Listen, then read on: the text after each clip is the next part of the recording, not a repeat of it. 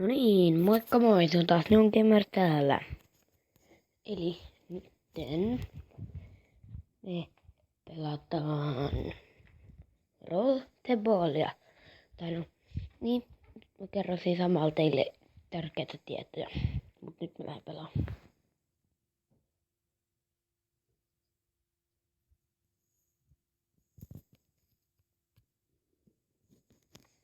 Joo, eli tää on tällainen, mä vaan pelaan tätä ja puhun samalla ja kerron teille tärkeitä juttuja. Joo, eli kohta, kun mä en ole nyt pitkä aikaa tehnyt videoa, niin sori siitä, mutta mä aloitan kohta uuden sarjan, sen Pokemon-pelin,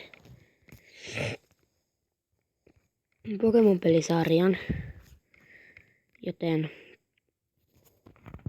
sitten siinä on 3 erilaista starteria.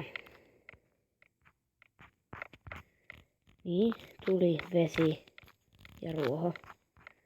Ja alussa joutuu valitsemaan jonkun niistä. Niin te saatte päättää, minkä niistä mä valitsen. Eli tuli, vesi ja ruoho. Mä valitsen jonkun niistä. Laittakaa vaikka tuonne kommentteihin. Ja sitten niin.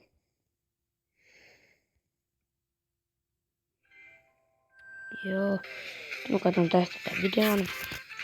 Ja mulla oli kyllä jotain muutakin, mutta mä unohdin sen. Mä kerron sen jossain seuraavassa videossa.